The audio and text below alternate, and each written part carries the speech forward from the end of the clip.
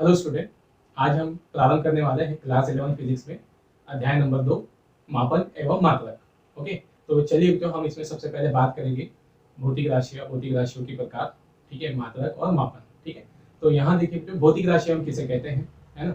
तो एग्जाम्पल से समझिए जो कि आप जहाँ बैठे हो, जिस रूम में आप बैठे हो, तो वहाँ सोचिए जो कि आपके आसपास जितनी वस्तुएं हैं, आप उन वस्तुओं से संबंधित, ठीक है, किन किन राशियों का मापन कर सकते हैं। जैसे एग्जाम्पल के लिए जो आप, ठीक है, जिस रूम में बैठे होगे आप उस रूम की लंबाई माप सकते हो।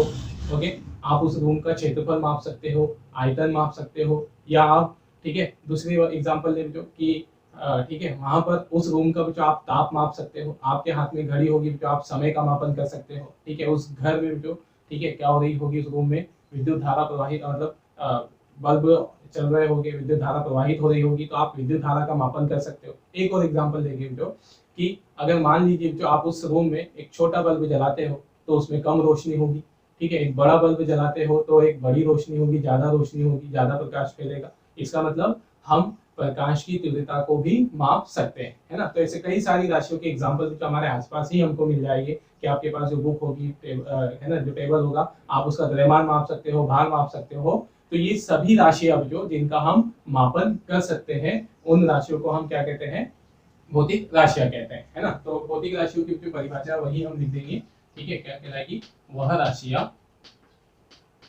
ठीक है, जिनका मापन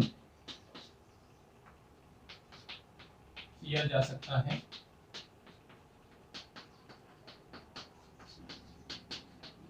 भौतिक राशियां कहलाती है। ठीक है, मतलब क्या लिखा हमने, वह राशि जिनका मापन किया जा सकता है भौतिक राशियां कहलाती है। ठीक है, उदाहरण भी अब जो हमने समझे, उदाहरण हम दे सकते हैं जो जैसे लंबाई, ठीक है, क्षेत्रफल, ठीक है, ताप, समय, ठीक है, विद्युत धारा, ठीक है, आदि। ठीक है, ऐसी बहुत से एग्जाम्पल हो गए जो हमने कुछ एग्जाम्पल यहाँ पर लिखे हैं। फिर नेक्स्ट देखना जो इन भौतिक राशियों का अब हम देख रहे हैं वर्गीकरण। ठीक है, भौतिक राशियों का वर्गीकरण या उनके प्रकार। ठीक है, तो इनको हम दो वर्गों में विभाजित करते हैं। जो कुछ राशियों को हम कहते हैं मूल राशियां, ठीक है, और कुछ राशियों को हम कहते हैं व्युत्पन्न राशि। ठीक है, और ये मूल राशियां और व्युत्पन्न राशियों में क्या अंतर है, ऐसे समझे। यहाँ पर देखना तो जैसे हम लंबाई की बात कर रहे हैं, है ना, लंबाई की बात कर रहे हैं। ओके, तो हमारे पास जो किसी वस्तु की लंबाई है, उसकी वस्तु की लंबाई है 1 मीटर। अब मैं बोलता हूँ जो आप इसको सेंटीमीटर में बदल दो, तो आप उसको सेंटीमीटर में क्या लिख दोगे, 100 सेंटीमीटर। ठीक है, मतलब आपने लंबाई को लंबाई में ही बदला, भले एक बड़ी लंबाई से छोटी लंबाई में बदला। ठीक है, नेक्स्ट जो हम कहें द्रव्यमान, द्रव्यमान जो हमारे पास है 1 किलोग्राम में कहता हूँ, इसे ग्राम में बदलिए, आप इसे 1000 ग्राम लिख दोगे। ठीक है, हमारे पास है जो समय, समय को हम लिख सकते हैं 1 आवर, है ना, एक, ठीक है, घंटे को हम मिनट में बदलना चाहते हैं तो हम उसे क्या लिख देंगे, 60 मिनट लिख देंगे। ठीक है ना। अब देखिए जो यहाँ पर ऐसे समझिए, मैंने कहा कि आप लंबाई को मीटर से सेंटीमीटर में बदलो, मतलब आपने लंबाई को, ठीक है, लंबाई में ही बदला। ठीक है, द्रव्यमान को आपने द्रव्यमान में ही बदला, है ना। ठीक है, दूसरा जो समय को आपने समय में ही बदला। अब मैं आपको बोलता हूँ जो कि यहाँ 1 मीटर को आप, ठीक है, ग्राम में बदलिए, 1 मीटर को ग्राम में बदलिए। क्या ऐसा पॉसिबल है, मतलब हम किसके बदलने की बात कर रहे हैं, लंबाई को द्रव्यमान में बदलने की बात कर रहे हैं, है ना। तो ऐसा संभव नहीं है, मतलब हम इस लंबाई को ग्राम में बदल नहीं सकते, है ना। तो हमारे पास जो जितनी भौतिक राशियां हैं, उन भौतिक राशियों में से कुछ राशियां ऐसी होगी जिनको हम एक दूसरे में परिवर्तित नहीं कर सकते, जो एक दूसरे पर निर्भर नहीं करती होगी, ठीक है, एक दूसरे से स्वतंत्र होती होगी। तो ऐसी राशियां भी होती है हमारे पास। ओके, और दूसरी राशि अब जो देखो कि जैसे अब हमने कहा तो यहाँ पर क्षेत्रफल, है ना, क्षेत्रफल। अब क्षेत्रफल को, ठीक है, क्षेत्रफल क्या होता है, जो लंबाई गुणित चौड़ाई, है ना, लंबाई गुणित चौड़ाई।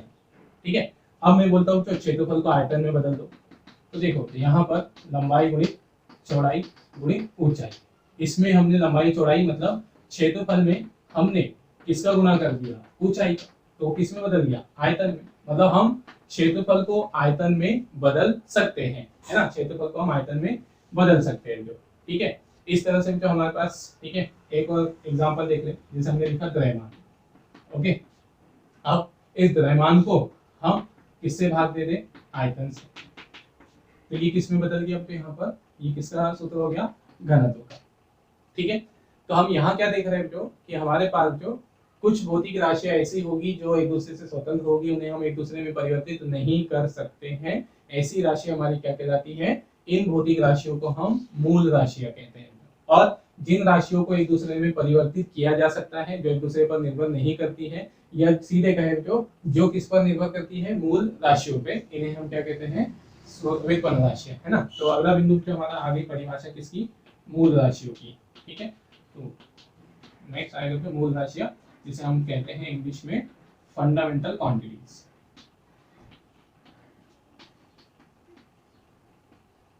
ओके, फंडामेंटल क्वांटिटीज, तो परिभाषा,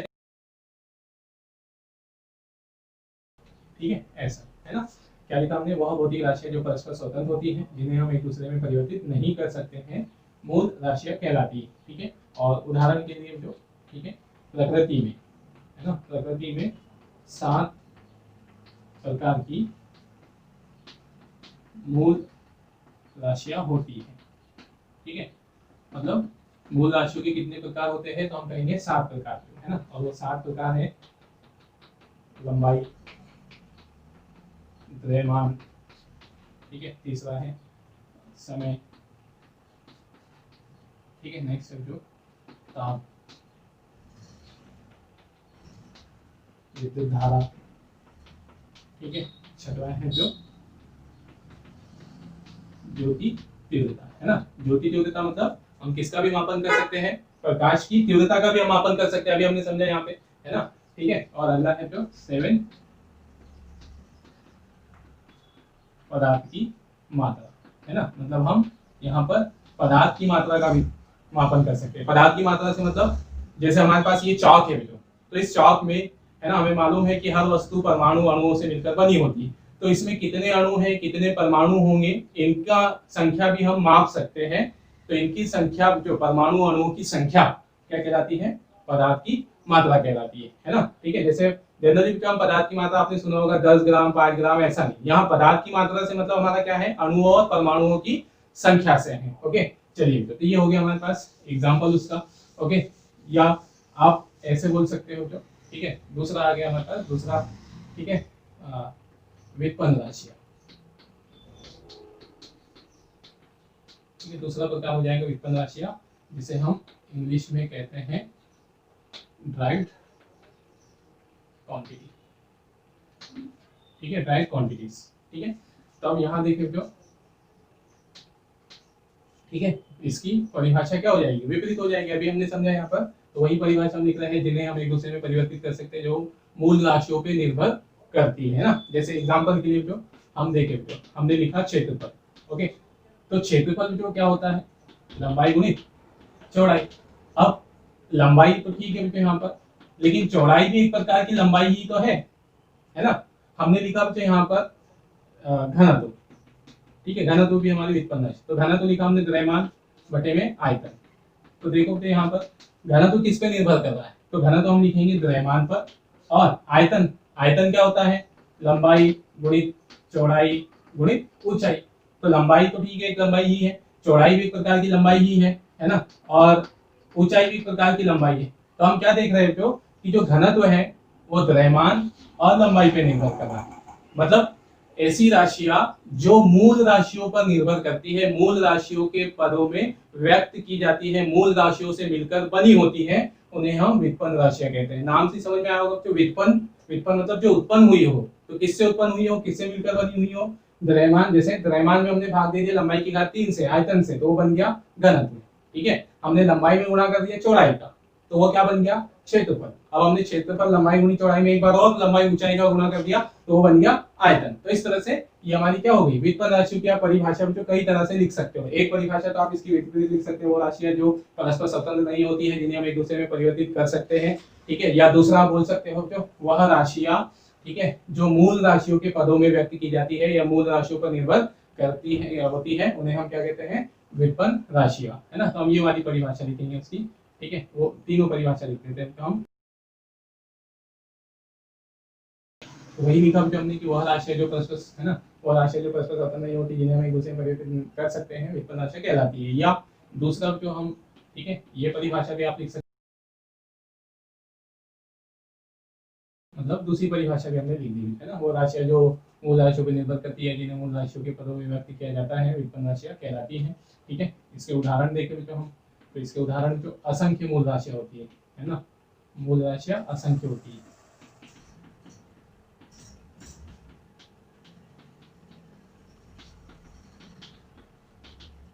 ठीक है, असंख्य होती है, या तो इनके जो हम कोई संख्या नहीं लिखते, डायरेक्ट एग्जांपल लिख देते हैं।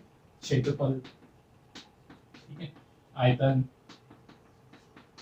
ठीक, घनत्व, कार्य, ठीक है, शक्ति,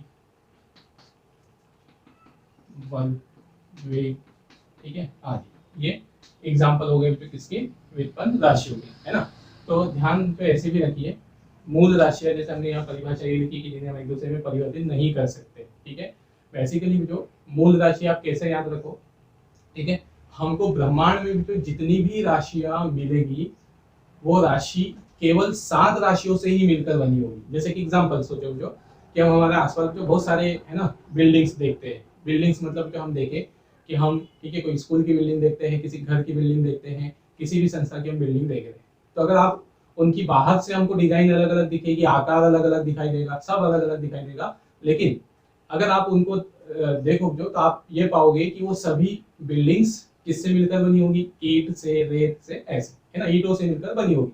तो सेम वैसे ही बात भी जो कि हम हमारे ब्रह्मांड में बहुत सारी राशियां देखते हैं, बहुत सारी राशियां हमारे पढ़ने में आएगी, सिलेबस में आएगी।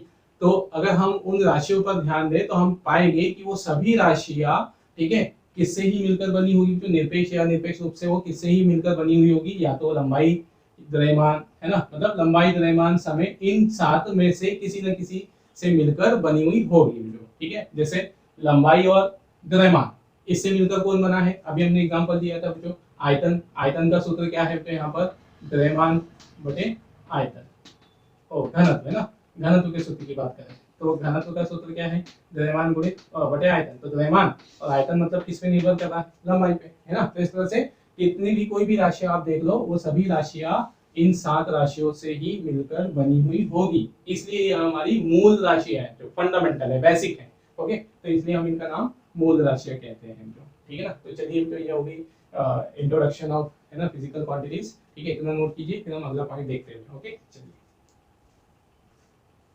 बेटे ना, अब हम अगला पॉइंट बात करते हैं मापन एवं मात्रक की, है ना। तो सबसे पहले जो हम बात करते हैं कि मापन क्या होता है, ठीक है। जैसे मापन जो हम समझ तो रहे हैं, मैंने एग्जांपल के लिए जो आपको कहा कि, ठीक है, आप इस रूम की लंबाई, है ना, मापिए, तो आप रूम की लंबाई माप लोगे और कहोगे कि हमने उस रूम की लंबाई का मापन कर लिया। मतलब हमारे दिमाग में मापन को हम समझ पा रहे हैं जो कि मापन हम किसे कहते हैं, लेकिन अब हम उसकी परिभाषा देना चाह रहे हैं कि वास्तव में मापन क्या होता है ना। तो जैसे एग्जांपल के लिए जो हम कहें कि मैं आपको एक वस्तु दे देता हूँ, एक छड़ दे देता हूँ, एक रॉड दे देता हूँ, है ना।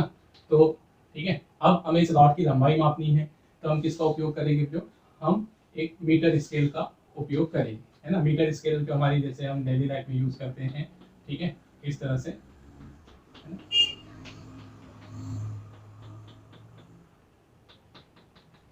ओके, इस तरह से, है ना। तो अब क्या करोगे आप कि हम मापन के लिए किसी न किसी यंत्र का उपयोग करते हैं, किसी न किसी युक्ति का उपयोग करते हैं। हमने मान लो लंबाई को मापना था, तो हम यहाँ पर स्केल का यूज कर रहे हैं, है ना। तो आप क्या करोगे आप कि आप इस रॉड को इस स्केल के 0 के पास रखोगे, है ना, और इसका जो अंतिम बिंदु है, ठीक है, इसका जो अंतिम बिंदु है वो जहां जाकर समाप्त हो जाएगा, जहां जाकर खत्म हो जाएगा, तो उसको आप उसकी लंबाई कह दोगे। जैसे इस छड़ की लंबाई जो कितनी आ गई, तो आप कहोगे कि ये 1 सेंटीमीटर आ गई, है ना। ये आपने क्या कर दिया, मापन कर दिया। इस क्रिया को हम कहेंगे कि मापन किया है ना, लंबाई हमको मिल गई। तो वास्तव में जो आपने क्या किया, अब हम परिभाषा देना चाह रहे हैं। ये बात तो हमने बोल दी कि हमने मापन किया है, अब परिभाषा कैसे दोगे, तो समझो थोड़ा सा कि आपने वहां क्या किया है। आपने इस रॉड की लंबाई की तुलना, है ना, तुलना की ना आपने इस छड़ की लंबाई की तुलना स्केल पर बनी हुई लंबाई से की है। क्या किया आपने, जो जो रॉड की क्या थी, लंबाई थी, है ना, क्या किया आपने, रॉड की लंबाई की तुलना किससे की, ठीक है, स्केल पर बनी लंबाई से, ठीक है। तो इसी को जो आप क्या बोल रहे हो, इसी तुलना करने की क्रिया को आप मापन कह रहे हैं, है ना। तो ये जो तुलना करने की क्रिया है इसी को हम मापन कहते हैं। अब देखो थोड़ी परिभाषा दोस्तों, यहाँ तो हमने लंबाई की तुलना की, है ना, लेकिन क्या जरूरी है कि हम हर बार लंबाई की तुलना कर सकते हैं? हम किसी और वस्तु की भी तुलना कर सकते हैं, जैसे हम द्रव्यमान भी माप सकते हैं, तो हम किसी वस्तु के द्रव्यमान की तुलना दूसरे द्रव्य से की करेंगे। तो अब देखो यहाँ पर आपने जो किसकी, वस्तु की लंबाई की तुलना स्केल पर बनी लंबाई से की, तो ये जो स्केल पर बनी हुई लंबाई है जो, इसकी क्या विशेषता है ना, तो इसकी विशेषता ये है कि ये जो लंबाई है हमें बहुत अच्छे से ज्ञात है। स्केल पर बनी हुई लंबाई का हमें बहुत अच्छे से नॉलेज है कि ये इतनी बड़ी जो लंबाई है इसको हम 1 सेंटीमीटर कहेंगे, इतने भाग को हम 1 मिलीमीटर कहेंगे, मतलब स्केल पर बनी हुई लंबाई और कैसी है, मानक और ज्ञात है। तो स्केल पर बनी मानक एवं ज्ञात लंबाई, है ना, बहुत अच्छे से सुपरिभाषित, मानक एवं ज्ञात, ठीक है, सुपरिभाषित ऐसा लिख सकते हैं हम, ठीक है, सुपरिभाषित लंबाई से यही किया ना हमने। ओके, तो इसको हमने क्या कर दिया, इसे हम मापन कह रहे हैं। तो वास्तव में तो हम किसी और राशि को भी ले सकते थे, तो हम यहाँ पर लंबाई ना बोलते हुए हम भौतिक राशि बोले, हम कोई भी भौतिक राशि का मापन कर सकते हैं, उसकी तुलना कर सकते हैं।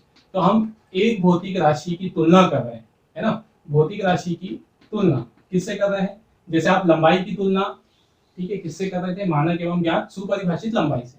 तो हमारे पास कोई दूसरी राशि हो तो हम उसकी तुलना करेंगे। तो भौतिक राशि की तुलना हम किससे करते हैं, मानक ज्ञात, ठीक है, मानक ज्ञात सुपरिभाषित भौतिक राशि से कर रहे हैं, ठीक है, सुपरिभाषित भौतिक राशि से तुलना हम कर रहे हैं। तो ये जो तुलना करने की क्रिया है इसे हम मापन कह देते हैं, है ना। तो आप परिभाषा भी देते आगे, समझ तो हमको रहा था कि मापन हम किसे कहेंगे, आज हमने उसकी परिभाषा देना भी देख लिया। तो परिभाषा आप कैसे दोगे, ठीक है, किसी भौतिक राशि की तुलना उसी प्रकार की मानक ज्ञात सुपरिभाषित भौतिक राशि से करना, है ना, किसी भौतिक राशि की तुलना उसी के प्रकार, जैसे लंबाई की तुलना, है ना, मापन करना है तो लंबाई की तुलना हम मानक सुपरिभाषित लंबाई से करेंगे। द्रव्यमान की बात होगी तो द्रव्यमान की तुलना द्रव्यमान से करेंगे, मतलब समान प्रकार की राशियों की ही तुलना करेंगे। तो हम क्या परिभाषा देंगे, ठीक है, किसी भौतिक राशि की तुलना समान प्रकार की मानक एवं ज्ञात सुपरिभाषित भौतिक राशि से करना, इसकी क्रिया क्या कहलाती है, मापन कहलाती है ना। तो वही परिभाषा हमने लिखी है, किसी भौतिक राशि की तुलना समान प्रकार की किसी मानक ज्ञात राशि से करने की क्रिया मापन कहलाती है। ओके, ठीक है, ये होगी इसकी परिभाषा। अब ठीक है ना, मतलब सीधे सीधे कहो तो मापन मतलब क्या है, प्रोसेस ऑफ कंपैरिजन, ठीक है, तुलना करने की क्रिया। तो किससे किसकी तुलना कर रहे हो हम समझ गए, है ना। अब दूसरा देखो तो मात्रक, है ना। तो मात्रक जो हम किसको कहेंगे, तो मात्रक जो, जैसे अगर मैंने किसी वस्तु की लंबाई लिखी यहाँ पर 100 सेंटीमीटर, तो आप बोलोगे कि ये जो 100 सेंटीमीटर है ये मात्रक है, ये सॉरी यहाँ जो सेंटीमीटर लिखा है वो मात्रक है ना। या हमने कहा क्यों, किसी वस्तु का द्रव्यमान हमने बता दिया क्यों, ये 1 kg है, तो यहाँ kg आप बोलोगे ये मात्रक है। मतलब मात्रक क्या है वो हमको मालूम है, लेकिन मात्रक किसे कहा जाता है, तो मात्रक क्या होता है, ठीक है, इसमें लिख दोगे तो आप इसको मात्रक कह दोगे, इसको मात्रक कह दोगे, लेकिन हम उसकी परिभाषा देना चाह रहे हैं, ठीक है। तो देखो तो सेंटीमीटर को हमने मात्रक कहा, ठीक है, हमने किलोग्राम को मात्रक कहा, तो वास्तव में तो सेंटीमीटर क्या है, सेंटीमीटर एक लंबाई है ना, सेंटीमीटर एक लंबाई को हम कहते हैं जो हमें बहुत अच्छे से ज्ञात है। जैसे इस पर ये 1 सेंटीमीटर बना हुआ है, तो 1 सेंटीमीटर एक क्या है, एक, है ना, 1 सेंटीमीटर जो है एक लंबाई का मान है। तो ठीक है, ये जो जिसे हम मात्रक कह रहे हैं वास्तव में वो एक भौतिक राशि ही है, ठीक है। और किलोग्राम, किलोग्राम भी यहाँ पर क्या ही है, द्रव्यमान ही है। तो ये जिन्हें हम मात्रक कहते हैं जो वास्तव में वो भौतिक राशि ही होती है, लेकिन कैसी भौतिक राशि, जिनका हमें बहुत अच्छे से नॉलेज होता है। जैसे हमने कहा सेंटीमीटर है, तो सेंटीमीटर के बारे में हमें अच्छे से नॉलेज है कि सेंटीमीटर 10 mm मिलेंगे तो 1 सेंटीमीटर बनेगा, इतना सा भाग 1 सेंटीमीटर कहलाएगा, ये सब है सब। तो ये जो ज्ञात है ना, सेंटीमीटर हमें ज्ञात है, ज्ञात मानक भौतिक राशि जो है इसे हम क्या कहेंगे, ज्ञात मानक भौतिक राशि। किलोग्राम को भी हम वही कहेंगे, किलोग्राम भी हमें मालूम है, तो किलोग्राम भी ज्ञात और मानक है। मानक मतलब जिसको जो सभी मानते हैं, जिसको मान्यता है ना। तो ज्ञात और मानक भौतिक राशि को ही हम मात्रक कहते हैं, जिसकी तुलना, जिससे हम किसी दूसरी राशि की तुलना करते हैं। जैसे हमने यहाँ लंबाई मापी हुई, तो हमने इसकी लंबाई कितने में निकाली, 1 सेंटीमीटर। तो इसका मतलब क्या हुआ, हमने वस्तु की लंबाई की तुलना सेंटीमीटर से की, तो उसकी तुलना सेंटीमीटर से करने पर कितने सेंटीमीटर आ गई, 1 सेंटीमीटर। तो हम क्या कह रहे हैं, जो मानक एवं सुपरिभाषित भौतिक राशि है, जिससे हम किसी दूसरी समान प्रकार की राशि की तुलना कर रहे होते हैं, तो उस राशि को हम क्या कहते हैं, मात्रक कहते हैं। फिर से जो मात्रक मतलब क्या, मात्रक एक मानक ज्ञात भौतिक राशि है जिससे हम किसी दूसरे की तुलना करते हैं। एग्जाम्पल के लिए जो, जैसे आप है ना मार्केट में, जो बाजार में आप सामान तोल रहे हो, ठीक है, वस्तु को तोल रहे हो, तो आपने देखा कि आप इधर सामान वस्तु रखते हो, इधर आप बाट रखे हुए हो, है ना, तराजू पर। तो ये जो बाट है, ये जो रखा हुआ है, ये क्या है, ये हमारा एक मात्रक है, जो मानक ज्ञात है, वो हमें बहुत अच्छे से ज्ञात है, तो वो हमारा एक मात्रक है ना, इस तरह से। तो ये हो गई मात्रक की परिभाषा, जो ठीक है। चलिए, तो है ना, अब हम यहाँ पर देख रहे हैं, जो हमने मात्रक की परिभाषा देख ली, मापन की परिभाषा देख ली। अब नेक्स्ट अगला बिंदु हम देखते हैं, जो किसी भौतिक राशि का, ठीक है, भौतिक राशि को व्यक्त करना, ठीक है। मतलब अब हम किसी भौतिक राशि को किस तरह से व्यक्त करते हैं, उसको व्यक्त करने में किन किन बातों का ध्यान रखा जाता है, ठीक है। तो पहले हम लिख देते हैं, ठीक है, दो बिंदु क्या, जैसे है ना, दो बिंदु क्या, ठीक है। तो मैंने कहा जो कि आप अपना, ठीक है, वेट बताइए, अपना वजन बताइए, तो आप क्या उत्तर दोगे, 50 किलोग्राम, है ना। या मैं बोलता हूँ आप अपनी हाइट बताइए, तो आप अपनी हाइट बोलोगे, है ना, 6 फीट बोलोगे, ठीक है, यहाँ पर। या फिर आप क्या कहोगे, मीटर में बोल 1 मीटर, है ना। तो आप यहाँ पर क्या बता रहे थे, द्रव्यमान बता रहे थे, भार बता रहे थे, है ना। या दूसरा जो यहाँ पर हमने कहा जो कि आप लंबाई बता रहे थे। तो हम यहाँ, ठीक है, द्रव्यमान, भार हो गया, कोई भी भौतिक राशि हो गई, उसको व्यक्त करने के लिए दो चीजों का उपयोग करते हैं। एक तो, ठीक है, किलोग्राम, मतलब ये क्या हो गया, मात्रक, है ना। और दूसरा क्या, संख्या, है ना, मतलब संख्यात्मक मान, ठीक है। तभी हमारा उस भौतिक राशि का अर्थ निकलेगा, ठीक है। अब जैसे बच्चों, अगर आपसे बोला जाए तो किस वस्तु की लंबाई, ये एक वस्तु मैंने बनाई है और मैं बोलता हूँ जो इसकी लंबाई 10 है ना, इसकी लंबाई क्या है, 10। तो इससे हमको क्या समझ में आ रहा है, इससे हमारा कोई अर्थ ही नहीं निकल पा रहा है। 10 क्या, 10 सेंटीमीटर, 10 मिलीमीटर, 10 है ना मीटर। तो ये हमारी, ठीक है, कैसी बात हुई, है ना, जिसका कोई अर्थ नहीं हुआ हमको, ठीक है।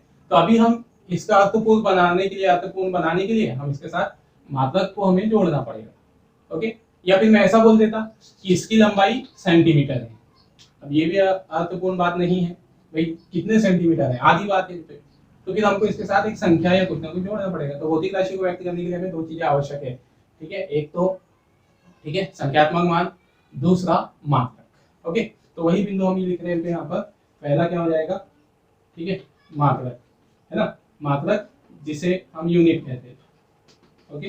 तो मात्रक मतलब जिसमें, ये परिभाषा नहीं है, जिसमें, ठीक है, भौतिक राशि को,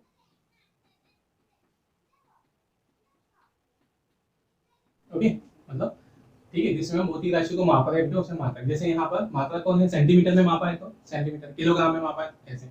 ये परिभाषा नहीं है ना, परिभाषा ऊपर लिखी हुई है। दूसरा तो यहाँ पर, ठीक है, संख्यात्मक मान, ठीक है, संख्यात्मक मान जिसे हम परिमाण भी कहते हैं, ओके, या न्यूमेरिकल वैल्यू। तो संख्यात्मक मान और परिमाण हमें क्या बताता है, ठीक है, ये है ना, संख्यात्मक मान से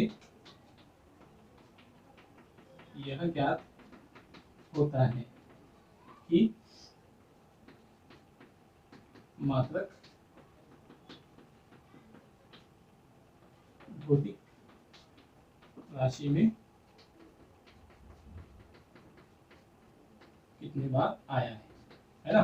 क्या लिखा हमने, तो संख्यात्मक मान से यह ज्ञात होता है कि वह मात्रक भौतिक राशि में कितने बार आया है, ठीक है। इसको अब हम समझते हैं। जैसे जो हमने क्या लिखा है यहाँ पर, कि हमने लिखा जो इस वस्तु की लंबाई, है ना, 5 सेंटीमीटर है, ठीक है।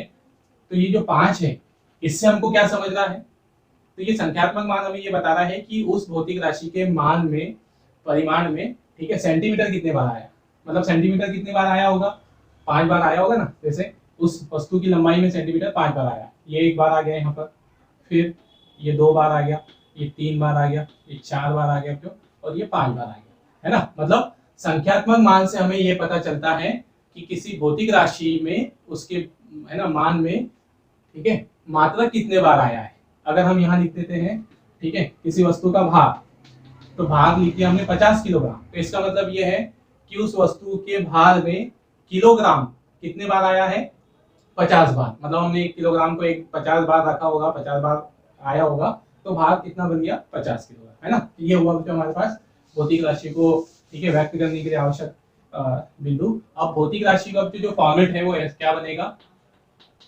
ठीक है, भौतिक राशि का फॉर्मेट बनेगा, जैसे हम यहाँ लिखते हैं 50 किलोग्राम, तो 2 बार बिंदु उसमें हम साथ में लिखेंगे। ये 50 क्या है, संख्यात्मक मान, या क्या लिखोगे आप उसको, परिमाण भी लिख सकते हो, और साथ में क्या है, मात्रक है ना। ये तो ये भौतिक राशि का फॉर्मेट हुआ, तो उसको हम ऐसे लिखेंगे, है ना, सिंबल में लिखते n संख्यात्मक मान, मात्रक को u से दर्शा दिया। ओके, ये हो गया हमारे पास, ठीक है ना। तो ये भौतिक राशि का फॉर्मेट है, तो ध्यान रखिए फॉर्मेट हम इसे कह रहे हैं, भौतिक राशियों को व्यक्त करने के लिए फॉर्मेट या उसका प्रारूप है ना, ठीक है, ऐसा। अब देखो क्यों कि हम भौतिक राशि को, ठीक है, क्या करते हैं, जैसे भौतिक राशि का जो संख्यात्मक मान है n, ठीक है, वो हम क्या लिख देते हैं, q, इसका पक्षांतर कर रहे हैं अपॉन में u। तो किसी भौतिक राशि का जो संख्यात्मक मान है वो मात्रक के व्युत्क्रमानुपाती होगा। मात्रक के व्युत्क्रमानुपाती मतलब मात्रक छोटा तो संख्यात्मक मान बड़ा। जैसे ऐसे समझो, हमारे पास क्या है, हमने लिखा जो, जैसे हमने लिखा 1 मीटर, है ना, तो 1 मीटर को अगर हम सेंटीमीटर में लिख रहे हैं तो हम लिखेंगे 100 सेंटीमीटर, है ना। मतलब यहाँ मीटर जो है वो लंबाई का बड़ा मात्रक है ना, और सेंटीमीटर जो है ये लंबाई का छोटा मात्रक है, ठीक है। मतलब लंबाई तो उतनी ही रहेगी, तो किसी वस्तु की हमने क्या कहा, लंबाई, तो हम लंबाई को 1 मीटर लिख रहे हो या 100 सेंटीमीटर लिख रहे हो, मान तो उतना ही रहेगा, है ना। बस देखो, अब जैसे हमने द्रव्यमान लिखा, तो किसी वस्तु का द्रव्यमान जो यहाँ पर 1 किलोग्राम है, हम इसे ग्राम में बदलते हैं, तो ग्राम में क्या हो जाएगा, 1000 ग्राम। मतलब क्या हो रहा है कि मात्रक छोटा ले रहे हैं तो संख्यात्मक मान बढ़ जाएगा। वही मतलब है इसका कि यहाँ पर क्या हो रहा है कि मात्रक अगर बढ़ रहा है ना, तो सॉरी, मात्रक अगर छोटा होगा तो संख्यात्मक मान बड़ा आएगा। ये छोटी छोटी बातें समझने वाली, ठीक है। लेकिन भौतिक राशि का मान वही रहेगा, भौतिक राशि नहीं बदलेगी। जैसे हमने कहा जो कि हमारे पास ये चौक है, इस चौक की लंबाई 1 सेंटीमीटर है, तो आप इसकी लंबाई को सेंटीमीटर में बताओ या 10 mm में बताओ, 10 mm है, तो क्या इसकी लंबाई बदल जाएगी? लंबाई तो उतनी ही रहेगी, इसकी राशि में कोई परिवर्तन नहीं आएगा। आप इसको मिलीमीटर में बताओ, सेंटीमीटर में बताओ, मीटर में बताओ, ऐसा, है ना। राशि का जो फॉर्मेट है, भौतिक राशि का फॉर्मेट क्यू, उसको हम क्या भी लिख सकते हैं। जैसे यहाँ ये पहली पद्धति में मात्रक हो गया n1, है ना, मान लो पहला मात्रक, सॉरी ये u1, मात्रक मतलब यूनिट u1 लिख दिया, तो पहली पद्धति में ये मान उसका संख्यात्मक मान है ना, इसका मान बराबर होगा किसके, दूसरी पद्धति में मात्रक u2 और संख्यात्मक मान n2 के, ठीक है। तो ये हमारे पास भौतिक राशि का सूत्र क्या बन गया, n1 u1 n2 u2, मतलब ये भी उसका एक फॉर्मेट हुआ। चाहे आप भौतिक राशियों को एक सिस्टम से दूसरे सिस्टम में, एक है ना, एक मात्रक से दूसरे मात्रक में, कौन सी भी मात्रक में बताओ, भौतिक राशि का मान हमेशा समान रहेगा, इसलिए हमने ये फॉर्मेट भी लिखा है। ओके, तो ये था जो हमारे पास है ना भौतिक राशियां, ठीक है, भौतिक राशियों को, ठीक है, मापने के, उसको व्यक्त करने का तरीका। अब आएगा जो मात्रक, मात्रक के प्रकार और मात्रक की विशेषता, है ना। तो पहले आप इतना नोट कीजिए, फिर हम इसको आगे और समझते हैं, ठीक है। चलिए बच्चों, अब हम नेक्स्ट देखते हैं मात्रक के प्रकार, मात्रकों का वर्गीकरण, है ना। तो यहाँ पर देखिए बच्चों, मात्रकों का वर्गीकरण, जैसे एग्जांपल के लिए अभी हमने समझा था यहाँ कि हमारे पास बहुत कई सारे भौतिक राशियों के मात्रक हो गए। हमने कहा कि लंबाई का मात्रक है ना, तो हम लंबाई के मात्रक की बात कर रहे हैं, ठीक है। तो लंबाई के मात्रक हमारे पास क्या है, मीटर है, सेंटीमीटर है, मिलीमीटर है ना, बहुत सारे, किलोमीटर भी है, ऐसा। तो अगर जो हम यहाँ पर कहें कि हमें 1 मीटर को बदलना है सेंटीमीटर में, तो 1 मीटर बराबर हो जाएगा 100 सेंटीमीटर, है ना। मिलीमीटर में भी बदल सकते हो आप उसको, 10 से मल्टीप्लाई कर दो, है ना, तो कितना हो जाएगा यहाँ पर, ये मिलीमीटर हो जाएगा, ठीक है। ऐसे अब हम द्रव्यमान के मात्रक की बात कर रहे हैं, है ना, तो द्रव्यमान का मात्रक क्या हो जाएगा हमारे पास, केजी, ठीक है, ग्राम, ठीक है, मिलीग्राम, ओके। तो अगर मैंने कहा तो हमारे पास 1 केजी है, 1 केजी को हमें बदलना है, ठीक है, ग्राम में, तो हम लिख देंगे यहाँ 1000 ग्राम, ठीक है। तो हमने क्या देखा, जो हमने लंबाई की मात्रक को, ठीक है, बड़े मात्रक से छोटे में बदल दिया, मतलब लंबाई के मात्रक को लंबाई में बदला जा सकता है, ठीक है।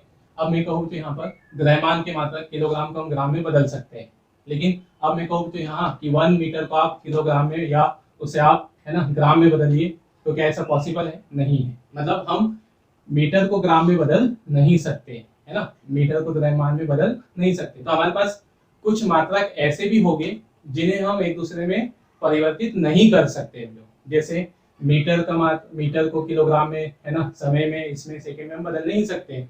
तो इस आधार पर हम मात्रकों का भी वर्गीकरण करते हैं। और कुछ मात्रक देखो, जो जैसे हमारे पास जो यहाँ पर, ठीक है, वेग का मात्रक है ना, लिख देता हूँ तो यहाँ वेग का मात्रक, तो वेग का मात्रक होता है मीटर बटे सेकेंड, ओके। अब इसमें, है ना, ये मीटर बटे सेकेंड ऐसा होता है, तो अब मैं इसमें 1 बटे सेकेंड से गुणा कर देता हूँ, ठीक है, मीटर बटे सेकेंड में कितने से गुणा कर दूं, या सेकेंड से भाग दे दूं, तो सेकेंड से भाग दे दूं तो यहाँ पर क्या हो जाएगा, 1 बटे सेकेंड से भाग इसमें दे रहे हैं, तो ये मीटर बटे सेकेंड स्क्वायर हो जाएगा। और मीटर बटे सेकेंड स्क्वायर ये किसका मात्रक बन गया, त्वरण का मात्रक, है ना। तो क्या उदाहरण देखा हमने कि भाई हमने मीटर से मीटर प्रति सेकेंड में, है ना, सेकेंड से भाग दे दिया, तो किसका मात्रक बदल गया, त्वरण का, है ना। मतलब हम एक मात्रक से दूसरे मात्रक में बदल पा रहे हैं। हम दूसरा एग्जांपल ले लेते हैं, यहाँ पर क्षेत्रफल का मात्रक, है ना, क्षेत्रफल का मात्रक क्या है हमारे पास, ये मीटर की घात 2। अब हम इसमें और 1 मीटर से गुणा कर दें, है ना, मीटर की घात 2 में हम मीटर से गुणा कर दें, तो ये हो जाएगा मीटर की घात 3।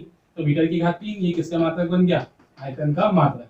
तो इस प्रकार से हम यहाँ पर जो, ठीक है, क्षेत्रफल की मात्रक को आयतन की मात्रक में बदल पा रहे हैं, लेकिन हम यहाँ लंबाई के मात्रक को द्रव्यमान की मात्रक में बदल नहीं सकते। तो इस प्रकार हम क्या देख रहे हैं जो, कि हमारे पास जो भौतिक राशि है उनके मात्रक भी अलग इस प्रकार के होते हैं कि उन्हें हम, क्या है ना, कुछ भौतिक राशियों के मात्रक को हम परस्पर परिवर्तित नहीं कर सकते। तो ऐसे भौतिक राशियों के मात्रक जिन्हें हम परस्पर परिवर्तित नहीं कर सकते, ठीक है, उन्हें हम क्या कहते हैं, मूल मात्रक, ठीक है, मतलब मूल राशियों के मात्रक मूल मात्रक।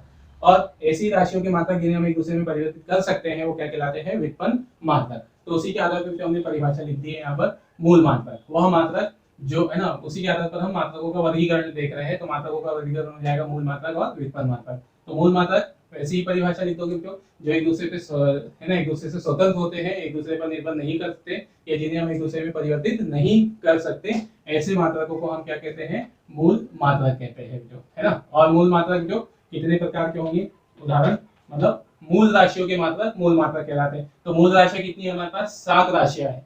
तो इस प्रकार मूल मात्रक भी 7 प्रकार के होंगे, है ना। तो मूल मात्रक कितने प्रकार के होते हैं, 7 प्रकार के होते हैं, है ना, ये 7 प्रकार के होते हैं। तो वो 7 प्रकार क्या क्या हो जाएंगे, लंबाई का मात्रक, तो लंबाई का मात्रक हो जाएगा मीटर, ठीक है। दूसरा जो यहाँ पर द्रव्यमान का मात्रक किलोग्राम, ठीक है, किलोग्राम, ठीक है। तीसरा समय का मात्रक हो जाएगा सेकेंड, ठीक है। चौथा होगा तो यहाँ पर ताप का मात्रक केल्विन, ओके। फिर 5 हो जाएगा धारा का मात्रक एम्पियर, ठीक है। फिर 6 हो जाएगा ज्योति तीव्रता का मात्रक हो जाएगा कैंडेला, ठीक है। और फिर 7वां मात्रक जो पदार्थ की मात्रा का मात्रक हो जाएगा मोल। तो ये 7 हमारे पास रहेंगे, मतलब इनकी संख्या निश्चित होती है, 7 होती है ना, ठीक है। फिर दूसरा जो उदाहरण, किसकी परिभाषा लिख दो, व्युत्पन्न मात्रक की, है ना। तो अगला बिंदु आ जाएगा हमारे पास व्युत्पन्न मात्रक। व्युत्पन्न मात्रक जिसे हम कहते हैं ड्राइड यूनिट, ओके। तो परिभाषा भी तो वैसे ही लिख दो उसकी, इसके आधार पर, जो एक दूसरे पर निर्भर नहीं होते, है ना, ऐसे लिख सकते, ठीक है। क्या लिखा हमने पहली परिभाषा, वह मात्रक जो परस्पर स्वतंत्र नहीं होते, जिन्हें एक दूसरे में परिवर्तित किया जा सकता है। व्युत्पन्न मात्रक परिवर्तित नहीं किया जा, हाँ, परिवर्तित किया जा सकता है, मूल व्युत्पन्न मात्रक कहलाते हैं, ठीक है ना। या फिर ऐसे लिख सकते हो कि आप, जो मूल मात्रकों के पदों में व्यक्त किए जाते हैं, ऐसे। दूसरी परिभाषा, वह मात्रक जो मूल मात्रकों के पदों में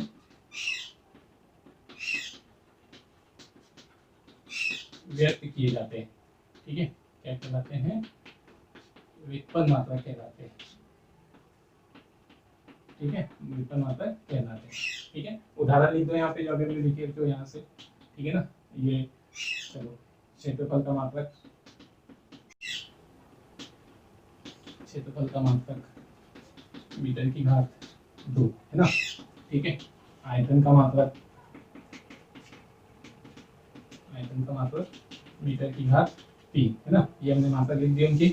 फिर और फिर यहाँ पर तीसरा उदाहरण दे देना वेग का मात्रक, चौथा उदाहरण दे देना त्वरण का मात्रक जो है ना।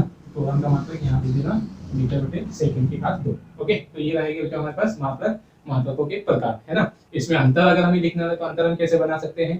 पहला अंतर तो परिभाषा से बन जाएगा है ना, कि मात्रक के परस्पर है ना। तो 3 अंतर हम बना सकते हैं। तो पहला अंतर परिभाषा से, दूसरा संख्या से कि मूल मात्रक 7 प्रकार के होते हैं, व्युत्पन्न मात्रक असंख्य होते हैं है ना, और कुछ उनके एग्जाम्पल लिखकर। तो ऐसे 3 प्रकार के हम अंतर बना सकते हैं है ना। चलिए, तो इतना नोट कीजिए, फिर नेक्स्ट हम देखते हैं। ओके,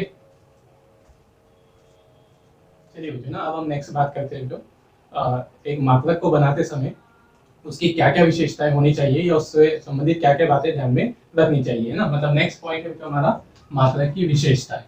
ठीक है, जैसे मात्रक की विशेषता से मतलब जो, जैसे हमने अभी पढ़ा है लंबाई का मात्रक मीटर है ना, सेंटीमीटर है। तो ये जो मात्रक बनाए गए कि इतनी लंबाई को हम 1 मीटर कहेंगे, इतनी लंबाई को 1 सेंटीमीटर कहेंगे, इतने भार और द्रव्यमान को 1 किलोग्राम कहेंगे, ये बनाते समय क्या क्या विशेषताएं ध्यान में रखी गई होगी उस पर अब हम चर्चा करेंगे। ओके, तो नेक्स्ट देखने तो यहाँ पर मैंने उसकी विशेषता को लिख के रख ली है ताकि वीडियो में हमारा टाइम बचे लिखने में है ना।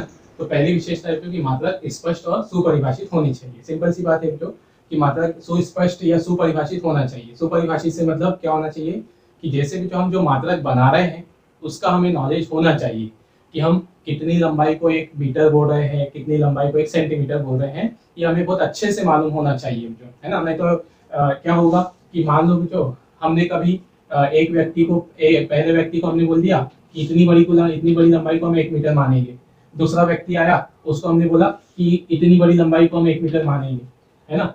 फिर तीसरा व्यक्ति आया, उसको हमने बोला कि हम इतनी लंबाई को 1 मीटर मानेंगे। मतलब क्या हो रहा है यहाँ पे, हर व्यक्ति को हम मीटर के अलग अलग मान बता रहे हैं। ये देखिए है ना, एक को हमने मान लो जो बड़ा बना दिया, एक को हमने बड़ा मान दिखा दिया, एक को छोटा दिखा दिया, इस तरह से। मतलब मात्रक ऐसा नहीं होना चाहिए। जो भी हम मान डिसाइड कर रहे हैं वो निश्चित होना चाहिए, फिक्स होना चाहिए, सुपरिभाषित होना चाहिए जो है ना। ये उसका मतलब है, मतलब हमें उसका ज्ञान बहुत अच्छे से होना चाहिए। ठीक है, ये मतलब हुआ उसका स्पष्ट रूप से परिभाषित होने का। फिर दूसरा जो मात्रक उचित आकार का होना चाहिए। मतलब मात्रक का उचित आकार होने से मतलब क्या है जो, जैसे देखिए जो अब हम मान लो जो हम लंबाई को किलोमीटर में भी मापते हैं, लंबाई को हम है ना मीटर में भी मापते हैं, सेंटीमीटर में भी मापते हैं, ठीक है, मिलीमीटर में भी मापते हैं। ओके ओके, तो फिर इस तरह से तो अगर आप सोचो जो कि अगर हमारे पास लंबाई का एक ही मात्रक होता है ना, लंबाई का एक ही मात्रक होता, कौन होता? सेंटीमीटर। दूसरे मात्रक नहीं होते। मतलब सेंटीमीटर एक छोटा सा मात्रक है लंबाई का है ना, छोटी सी मान होता है सेंटीमीटर, ये इतना बड़ा। आप स्केल पे देखते होगे सेंटीमीटर कितना बड़ा होता है।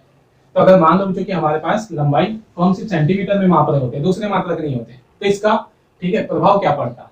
अब जैसे छोटी लंबाई है, छोटी लंबाई है मतलब ये एक रेखा मैंने बनाई है ना, तो इस रेखा की लंबाई को अगर हम सेंटीमीटर में बताएं तो हमें कोई परेशानी नहीं होगी, हमें आसानी रहेगी।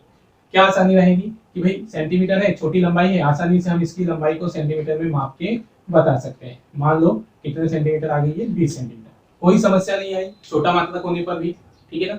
अब मान लो जो कि हमें एक शहर से दूसरे शहर का क्या बतानी है ना। मान लो कि हमारे पास है ना, हमें ठीक है दूरी बतानी है जो, तो हमें यहाँ से ठीक है ऐसे लिखे दिल्ली से मुंबई तक की हमें दूरी बतानी है। अब ये सेंटीमीटर में बताना कैसा रहेगा आप सोचो, इतनी बड़ी लंबाई को हम सेंटीमीटर में माप रहे हैं, तो सेंटीमीटर मतलब जो कितना बड़ा मान आ जाएगा उसका है ना, उसका मान कितना बड़ा आ जाएगा। जैसे मान लो जो ठीक है हमें एक बहुत बड़ी संख्या लिखनी पड़ेगी, इतने इतने इतने पता नहीं कितनी बड़ी संख्या आएगी ऐसा है ना, अगर सेंटीमीटर में मापेंगे तो।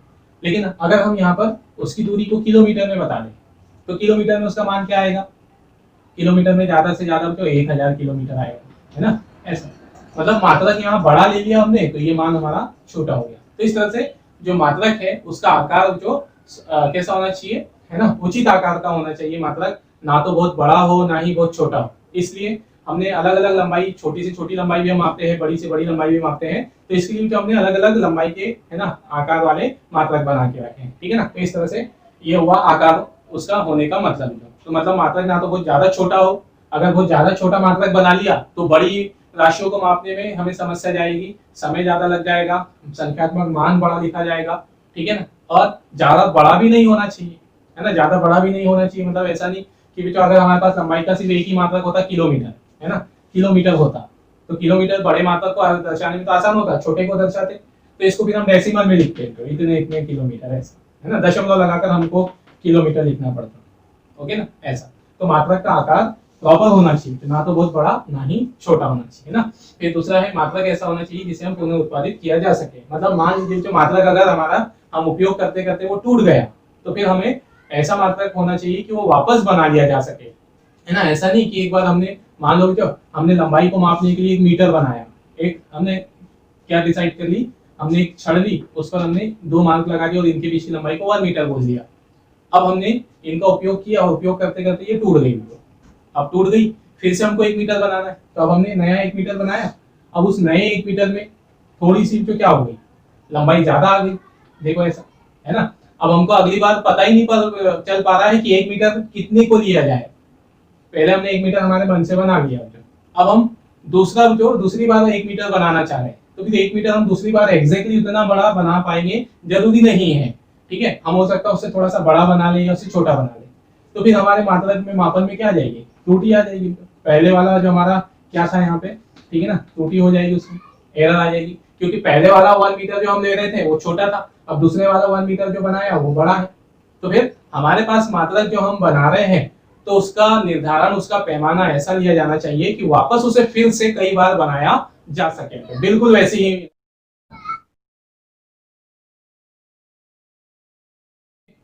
फिर नेक्स्ट जो अगला, मात्रक पर समय और स्थान का कोई प्रभाव नहीं पड़ना चाहिए, ऐसा, ठीक है। या अगर पड़ता भी हो तो फिर हमें उसका नॉलेज होना चाहिए, ठीक है। जैसे एग्जांपल के लिए जो हम भार मापते हैं किसी वस्तु का, ठीक है, तो वस्तु का भार जो वो होता है mg, ये उसका सूत्र है। तो जो g है, g जो यहाँ पर क्या है, गुरुत्वीय त्वरण है ना, g क्या है, गुरुत्वीय त्वरण। इसका मान जो होता है 9.8, ठीक है, 9.8 मीटर प्रति सेकेंड स्क्वायर। तो यहाँ पर मुझे देखो, अगर g का मान बदल जाएगा, है ना, m क्या होता है यहाँ पे, m होता है द्रव्यमान। तो अगर हम किसी वस्तु का भार माप रहे हैं तो उसका जो भार है वो g के मान पे निर्भर करेगा, और g का जो मान है तो ये निर्भर करता है स्थान पर। स्थान के अनुसार g का मान बदलते रहता है। जैसे उदाहरण के लिए जो हम पृथ्वी तल पर, है ना, पृथ्वी तल की बात कर रहे हैं, तो पृथ्वी तल पर g का मान कैसा होता है, अधिक होता है, ओके। फिर उससे ऊंचाई पर जाएंगे हम यहाँ पर, तो g का मान क्या होते चलता है, कम होते जाता है। फिर, है ना, गहराई में जाएंगे हम, पृथ्वी तल के अंदर जाएंगे जो, तो यहाँ पर, ठीक है, गहराई में जाने पर भी g के मान में क्या जाएगी, जैसे हमने किसी वस्तु को यहाँ लेकर आ गए तो गहराई में जा रहे हैं तो g कम हो जाएगा, ओके। इसी तरह से पृथ्वी पर जो ये उसके क्या है ना, ये उसका भूमध्य भाग है, ठीक है, भूमध्य भाग, और ये उसका ध्रुव। तो यहाँ से यहाँ तक जाने में भी g परिवर्तित होता है ना, इस तरह से। तो g परिवर्तित हो रहा है। तो अगर हम एक वस्तु का भार माप रहे थे, जैसे मान लो हमने भूमध्य रेखा पर रखकर वस्तु का भार मापा, तो भार का सूत्र होता है mg। मतलब भार को कौन प्रभावित कर रहा है, यहाँ पर भार को कौन प्रभावित कर रहा है, गुरुत्वीय त्वरण का मान। तो यहाँ g का मान कम है, यहाँ g का मान भी कैसा है, कम, तो यहाँ भार भी कैसा आएगा, कम आएगा, ठीक है। फिर g का मान यहाँ जो, यहाँ वस्तु को ध्रुवों वाले स्थानों पर, है ना, ध्रुवों पर रखकर मापेंगे। हमने वो मशीन उठाई और उसे हम ध्रुव वाले सिटी में, कंट्री में लेकर गए, तो वहां हम उसका g का मान देख रहे हैं, तो यहाँ g अधिक है ना, या फिर हम कहें तो यहाँ उसका भार भी अधिक आएगा। तो इस प्रकार से उसमें कितना अंतर आएगा, वस्तु का भार यहाँ मापने पर, यहाँ मापने पर कितना, है ना। या तो ऐसा होना चाहिए कि उस पर स्थान का प्रभाव नहीं पड़ना चाहिए, लेकिन अगर पड़ भी रहा हो तो फिर हमें वहां पर उसका नॉलेज होना चाहिए ताकि हम उसमें सुधार कर सके, है ना, ताकि हम उसमें क्या कर सके बेटे, सुधार कर सके कि जैसे यहाँ इतना कम था, यहाँ इतना ज्यादा हो गया, तो उसमें से इतना वापस घटा दिया जाए, ऐसा, है ना। तो ये रहा जो कि जो हमारा मात्रक है उस पर स्थानांतर और इसका प्रभाव नहीं पड़ना चाहिए। ओके, फिर अगला बिंदु है जो कि जो मात्रक हम बना रहे हैं उस पर ताप और दाब का कोई प्रभाव नहीं पड़ना चाहिए, यदि पड़ता भी हो तो हमें उसका ज्ञान होना चाहिए, है ना। तो अगला बिंदु समझे जो जैसे, है ना, ताप और दाब का प्रभाव कहाँ पड़ता है, तो हम इसको जो, ठीक है, किससे उदाहरण समझते हैं हम इसका, पेंडुलम क्लॉक से जो, ठीक है। पेंडुलम क्लॉक आपने देखी होगी हमारे घर में इस तरह से, है ना, यूज होने वाली, ठीक है, एक घड़ी होती है जिसमें एक ऐसे पेंडुलम, है ना, क्या करते रहता है, दोलन करता है, और उसमें जो उससे जुड़े हुए क्या होते हैं यहाँ पर ऐसे, है ना, पॉइंटर्स होते हैं, ठीक है, ऐसे। तो ये जो पेंडुलम की जो जो क्लॉक की जो सुइयां है उसकी जो पॉइंटर है, संकेतक जो है, वो किसके द्वारा चलते हैं, क्यों, किसके आधार पर विक्षेपित होते हैं, इसके दोलन के, मतलब ये दोलन करेगा तो वो विस्थापित होते रहेंगे, ठीक है। तो इसका जो दोलन काल है, दोलन काल मतलब एक दोलन पूरा करने में लगा समय, दोलन काल कहलाता है ना। जैसे वो यहाँ से ऐसा गया फिर वापस वहां आ गया तो उसे हम एक दोलन कहेंगे, ठीक है। तो इस तरह से जो इसका जो दोलन काल है वो इस सूत्र से हम देते हैं, ये सूत्र हम आगे पढ़ेंगे जहाँ, ठीक है ना, एल क्या होती है, उस लोलक की लंबाई होती है, ये लोलक की जो लंबाई है वो एल है। मतलब इसका मतलब ये हुआ कि अगर इस लोलक की लंबाई बढ़ेगी तो उसका आवर्त काल बढ़ेगा, क्या आवर्त काल मतलब या दोलन काल बढ़ेगा, है ना, आवर्त काल बोलो या दोलन काल, दोलन काल मतलब एक दोलन करने में लगा समय, ठीक है। तो अगर लंबाई बढ़ जाएगी तो समय बढ़ जाएगा, समय बढ़ जाएगा, दोलन काल बढ़ जाएगा। तो दोलन काल बढ़ने से मतलब ये है कि वो धीरे धीरे दोलन करेगा, और दोलन काल कम होता है तो एक दोलन पूरा करने में वो कम समय लगेगा। जैसे मान लो दोलन काल जो 5 सेकेंड है तो एक बार जाने में और आने में वो 5 सेकेंड लेगा। अगर हमने लिखा यहाँ पे दोलन काल 2 सेकेंड है तो इसका मतलब वो एक दोलन पूरा करने में 2 सेकेंड लेगा। तो इसका मतलब ये इस स्थिति में वो फास्ट चल रहा है, इस स्थिति में वो स्लो चल रहा है। तो इस तरह से जो इसका फास्ट चलने और दोलन, है ना, स्लो चलने से इस संकेतक की स्पीड प्रभावित होती है, मतलब ये कभी सुस्त हो जाएगी कभी फास्ट हो जाएगी उसके कारण। तब ये जो लंबाई है इस लंबाई पर किसका प्रभाव पड़ेगा, तो हमको मालूम है जो कि जैसे हम पेंडुलम क्लॉक का उपयोग कर रहे हैं, अब पेंडुलम क्लॉक का जो हम उपयोग बहुत ऐसे स्थान पर ले जाके कर रहे हैं जहाँ पे ताप ज्यादा हो या गर्मी का सीजन हो जो, तो वहां पर गर्मी के कारण हमें मालूम है कि वस्तुओं की लंबाई बढ़ती है, धातुओं की लंबाई बढ़ती है ना। तो ये जो पेंडुलम बना हुआ है उस पेंडुलम की लंबाई भी बढ़ जाएगी, तो लंबाई बढ़ेगी, सूत्र से समझो लंबाई बढ़ेगी, टी का मान बढ़ जाएगा, टी का मान बढ़ जाएगा तो क्या हो जाएगा, उसका दोलन करने का समय बढ़ जाएगा, दोलन करने का समय बढ़ जाएगा तो वो स्लो हो जाएगा, है ना, स्लो हो जाएगा। और अगर दोलन करने का समय क्या होता है तो कम होता है तो वो फास्ट हो जाएगा। तो इस तरह से इसकी लंबाई पर ताप का प्रभाव पड़ेगा, और लंबाई पे ताप का प्रभाव पड़ेगा तो उसके दोलन पे प्रभाव पड़ेगा, दोलन पे प्रभाव पड़ेगा तो जो हमारी घड़ी जो समय माप रही है उस पर प्रभाव पड़ेगा, है ना। तो इस प्रकार से यहाँ जो हमारा यंत्र है उसमें लंबाई का प्रभाव पड़ रहा है, ठीक है। तो हमें ऐसा यंत्र उपयोग में लाना चाहिए, ऐसा मात्रक उपयोग में लाना चाहिए जिस पर लंबाई का इसका कोई प्रभाव नहीं पड़ता होगा, है ना। एक उदाहरण ये हो गया, जैसे मान लो जो हमने क्या किया, हमने 1 मीटर बनाया, एक एग्जाम्पल और ले लें, हमने 1 मीटर बनाने के लिए क्या किया, हमने 1 मीटर बनाया और इसके लिए एक छड़ उपयोग की और इसको एक, है ना, ब्यूरो में रख दिया। अब हम 1 मीटर मापने के लिए इसकी बराबर लंबाई वाले हम अलग अलग छड़े लेते जा रहे हैं, मात्रक बनाते जा रहे हैं। अब मान लो जो हमने, ठीक है, ठंड के सीजन में क्या किया, हमने ठंड के सीजन में 1 मीटर का हमें एक टेप बनाना था, मात्रक बनाना था, तो हमने इससे उसकी तुलना की और इससे तुलना करके हमने क्या किया, मात्रक बना लिया। तो हमने इतनी लंबाई का एक मात्रक बना लिया। अब हम गर्मी के सीजन में गए, तो हमने गर्मी के सीजन में 1 मीटर हमको बनाना था, तो हम गर्मी के सीजन में गए और इससे तुलना करने लगे टेप बनाने की। अब गर्मी में इसकी लंबाई अगर बढ़ गई होगी, तो मान लो गर्मी में इसकी लंबाई इतनी बढ़ गई, तो फिर हम जो 1 मीटर बनाएंगे वो इतना बड़ा बन जाएगा। मतलब इस पर अगर ताप का प्रभाव पड़ा 1 मीटर पे तो फिर हमारे मापन में क्या आने लगेगी, एरर आने। तो इस तरह से जो हम मात्रक बना रहे हैं उस पर कोई प्रभाव नहीं पड़ना चाहिए ताप का और इसका, और पड़ता है तो हमें उसका ज्ञान होना चाहिए ताकि हम उसमें को घटा सके या जोड़ सके। ओके, चलिए फिर ऐसा जो मात्रक ऐसा होना चाहिए कि जिसकी तुलना हम उसी राशि के अन्य मात्रकों से कर सके, ठीक है। तो जैसे एग्जाम्पल के लिए जो है ना, हम किसी देश ए में रहते हैं, है ना, हम किसी कंट्री ए में रहते हैं और हम यहाँ लंबाई को माप रहे हैं सेंटीमीटर में, ठीक है। और एक कोई सिटी है जो सिटी बोल दीजिए, ठीक है, हमने कहा बी है, यहाँ लंबाई को वो माप रहे हैं जो फीट में, है ना। अब यहाँ क्या होगा जो कि यहाँ इस देश इस कंट्री वाला व्यक्ति यहाँ जाकर अपने, है ना, कुछ सामान बेचता है, सामग्री बेचता है, तो सामग्री बेचने पे क्या होगा, ये जाकर यहाँ कहेगा, ठीक है, कि मेरे पास जो सामग्री, मान लो वो, है ना, पाइप बेच रहा है, जो पाइप बेच रहा है, पाइप उसको सेल करना है, तो उसने कहा यहाँ जाके कि पाइप 10 रुपए प्रति सेंटीमीटर है, क्या बोलता है वो, 10 रुपए प्रति सेंटीमीटर, है ना।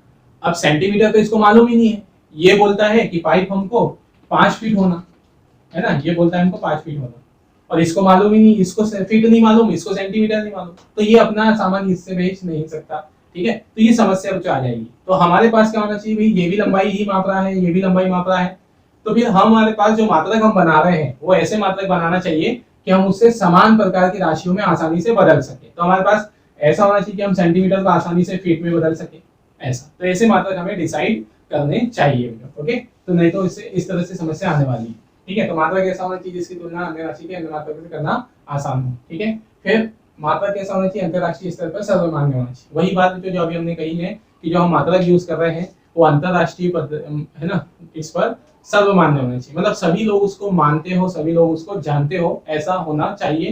नहीं तो अभी जो हमने देखा कि अगर एक व्यक्ति यहाँ से, जैसे मान लो जो हम इंडिया में रह रहे हैं, हम यहाँ लंबाई को, है ना, सेंटीमीटर में माप रहे हैं, हम किसी दूसरे शहर, दूसरी कंट्री में जाते हैं और दूसरी कंट्री में जाके हम लंबाई बोलते हैं कि हमारे पास जो पाइप है वो 20 सेंटीमीटर 20 मीटर का है, और उनको 20 मीटर ही नहीं मालूम, तो फिर क्या होगा, इससे प्रॉब्लम ही आनी है। तो हमारा जो यूनिट है, जो मात्रक है, वो सर्वमान्य होना चाहिए, सभी को सही लगना चाहिए कि हाँ सही मात्रक है, और सभी को उसका नॉलेज होना चाहिए, ओके। तो ये रहेगा कि हमारे पास एक मात्रक बनाने से संबंधित क्या क्या बातें उसमें होनी चाहिए, है ना।